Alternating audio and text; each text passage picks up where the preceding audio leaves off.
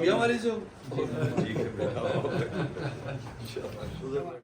جان میری جان آئے گا عمران خان، اللہ سے یہ دعا ہے، اللہ سے یہ دعا ہے نیا بنے پاکستان، جان میری جان آئے گا عمران خان۔ حقیقی آزادی وہ کیا ہے؟ حقیقی آزادی یہ ہے کہ جو ایک آپ کا ملک کا نظام ہے وہ آپ کو انصاف دے کے آزاد کرتا ہے۔ یاد رکھنا، انصاف آزادی دیتا ہے۔ کیوں انصاف دیتا ہے؟ کیونکہ انصاف جب ایک معاشرے میں ہوتا ہے تو وہ طاقتور اور کمزور کو قانون کے سامنے ایک برابر کر دیتا ہے۔ جب ایک برابر ہوتا ہے تو لوگ آزاد ہو جاتے ہیں، اور یہی ایک فرق ہوتا ہے سب سے بڑا، ایک معاشرہ جو آزاد ہے اور جو غلام ہے۔ جو غلام ہے ادھر حقوق نہیں ہوتے، تو جو طاقتور ہے وہ قانون سے اوپر ہوتا ہے، این آر او لے لیتا ہے، بیچارہ غریب آدمی جیل میں ہوتا ہے۔ وہ کبھی بھی نظام نہیں چلتا، کیونکہ حضرت علی کا قول ہے کفر کا نظام چل جائے گا لیکن ظلم کا نہیں چل سکتا، نا انصاف سے۔ دوسری چیز یاد رکھنا کہ نبی صلی اللہ علیہ وسلم نے سب سے پہلی چیز مدینہ میں انصاف قائم کیا تھا۔ اللہ کہتا ہے نا کہ ان کی سنت پہ چلو، اللہ ہمیں حکم دیتا ہے کہ ان کی زندگی سے سیکھو، تو ان کی زندگی مدینہ کی ریاست تھی، تو سب سے پہلے انسانوں کو آزاد کرنے کے لیے انہوں نے انصاف قائم کیا۔ خوشحالی بعد میں آئی، پہلے انصاف آیا۔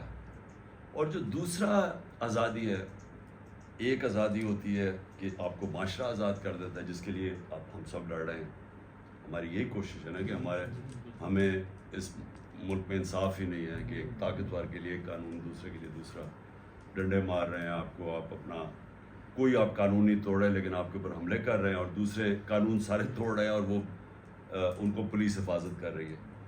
لیکن دوسرا جو اندرونی آزادی، جو آپ کو آزادی ملتی ہے نا اندر سے، وہ پھر آتی ہے جو کہ قرآن شریف کے اندر ہے۔ جب آپ اس کے اوپر عمل کرتے ہیں، جب آپ نماز میں کہتے ہیں اللہ مجھے سیدھے راستے پہ لگا، تو جو سیدھا راستہ ہے وہ نبی صلی اللہ علیہ وسلم کا راستہ ہے، کیونکہ وہ چلتے پھرتے قرآن تھے۔ تو اس کے اندر دو چیزیں، سب سے پہلے لا الہ الا اللہ، کہ کوئی نہیں ہے خدا سوائے اللہ کے۔ اس کا مطلب میں کسی کے سامنے نہیں جھکتا سوائے اللہ کے، یہ میری آزادی کا دعویٰ ہے۔ دوسری چیز کہ واضح ہے کہ جو سب سے جو انسان کو غلام بناتی ہے نا، وہ تین چیزیں بناتی ایک ہی چیز ہے، لیکن اس کے تین پہلو ہوتے ہیں۔ وہ ہے خوف۔ خوف انسان کو غلام بنا دیتا ہے۔ میں اپنے حقوق کے لیے نہیں کھڑا ہوتا کیونکہ مجھے ڈر ہے کہ مجھے میری روزی چلی جائے گی، مجھے جان سے مار دے گا، مجھے ذلیل کر دے گا۔ یہ تین سب سے بڑے خوف ہیں۔ اللہ نے قرآن میں واضح کر دیا کہ تینوں میرے ہاتھ میں ہیں۔ نہ تمہاری زندگی موت تمہارے ہاتھ میں ہے، نہ تمہاری عزت ذلت۔ کوئی پیسے والا آدمی ہے تو اس کو عزت نہیں ملتی، کیونکہ عزت اللہ کے ہاتھ میں ہے۔ اور کوئی جتنی مرضی کوشش کرے آپ کو ذلیل نہیں کر سکتا، کیونکہ اللہ نے اپنے ہاتھ میں رکھا ہوا۔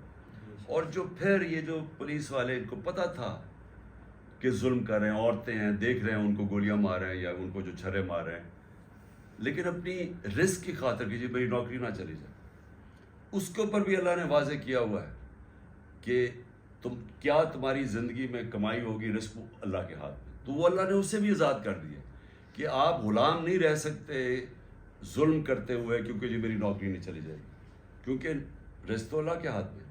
تو اصل میں انسان آزاد ہو جاتا ہے اندرونی طور پہ بھی، اور باہر اگر آپ انصاف قائم کرتے ہیں، جس کی ہم جنگ لڑیں، تو آپ دونوں طرح۔ تو جب ایک معاشرہ آزاد اور انسان آزاد ہو جاتے ہیں، وہ پھر وہ بنتے ہیں جو مدینہ کی ریاست میں نبی صلی اللہ علیہ وسلم نے ان عربوں کو آزاد کیا تھا جن کی دنیا میں کوئی حیثیت نہیں تھی۔ اگلے یعنی 622 انہوں نے ہجرت کی، 625 تھی جنگ بدر، 313 لوگ تھے۔ 11 سال کے بعد 636 جو سپر پاور تھی رومن ایمپائر بیزنٹائن، وہ گھٹنے ٹیکتا ہے 636 میں، اور 627 میں جو دوسری سپر پاور ہے ایران جو تھا، وہ گھٹنے ٹیک دیتا ہے۔ تو 11 اور 12 سالوں میں دنیا کی دو سپر پاورز، ان لوگوں جن کی کوئی حیثیت ہی نہیں تھی، وہ ان کے سامنے گر جاتی۔ تو اس کا کیا مطلب ہے؟ اس کا مطلب یہ ہے کہ صرف آزاد قوم ہی اوپر جا سکتی ہے۔ غلام قوم اوپر نہیں جا سکتی. تو انہوں نے جب لوگوں کو آزاد کر دیا، معاشرے کو بھی، اور اس کے بعد ذہن اندرونی طور پہ لوگوں کو آزاد کر دیا، وہ بڑے انسان بن گئے. تو جس کو بعد میں علامہ اقبال کہتے تھے اقبال کا شاہین. شاہین تو وہ جب اوپر جاتا ہے جب اس کی زنجیریں توڑ دیتا ہے.